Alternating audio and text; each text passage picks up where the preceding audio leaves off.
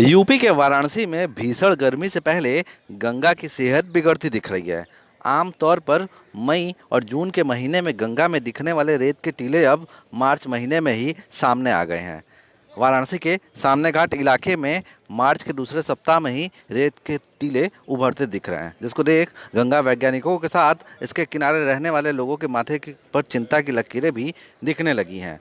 वाराणसी में समय से पहले उभरते रेत के टीलों को लेकर गंगा वैज्ञानिकों का कहना है कि गंगा में कम होते जल स्तर के पीछे चार प्रमुख वजह हैं।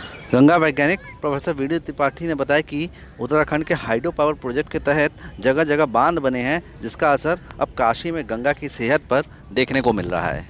कि अभी आप देख रहे होंगे कि मार्च के महीने में ही गंगा की जो स्थिति मई और जून के महीने में हुआ करती थी, वो गंगा की तस्वीर अभी मार्च में ही आपको दिखने लगी है। तो मेन इसका कारण जब आप जानना चाहेंगे तो चार कारण मुख्य हैं कि गंगा में पानी का लगातार कम होना। तो पहला कारण तो यह है कि उत्तराखंड में जितने भी हाइड्रो पावर प्रोजेक्ट्स चलाए जा रहे हैं, उनके लिए बड़े-बड़े जलाशयों का निर्माण किया गया और जलाशयों का निर्माण करने के बाद पानी को हम वहाँ रोकते हैं और फिर टरबाइन चलाने के लिए ही पानी हम निकालते हैं, इसलिए पानी की कम मात्रा बाहर आ रही है, नंबर 1।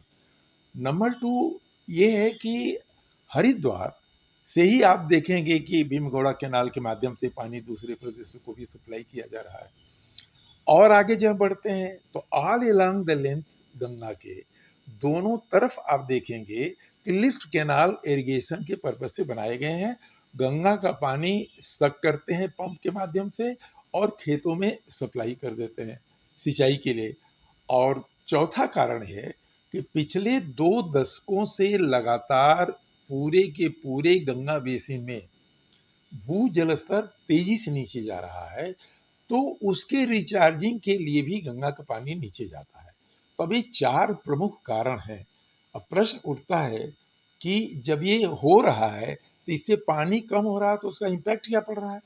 तो पहला इम्पैक्ट ये पड़ रहा है कि जब भी वाटर फ्लो या गंगा की वेलोसिटी कम होती है, तो वेलोसिटी कम होने से सिल्टेशन रेट बढ़ जाता है। गंगा के तलहटी में गाद की मात्रा ज़्यादा से ज़्यादा मात्रा में जमा होने लगती है।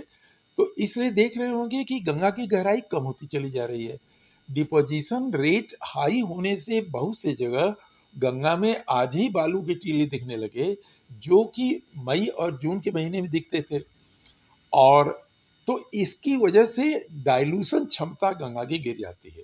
तो पहले जब ज़्यादा मात्रा गंगा में के पानी में था, ज़्यादा पानी बह रहा था, तो प्रदूषक माने सीवेज या और भी ऑर्गेनिक मैटर जब हम डालते थे, तो जो अनट्रीटेड भी कुछ होता था, तो वो डाइल्यूट हो जाता था, बह जाता था और करीब 20 से 25 किलोमीटर आगे जाकर उसका इम्पैक्ट खत्म हो जाता था।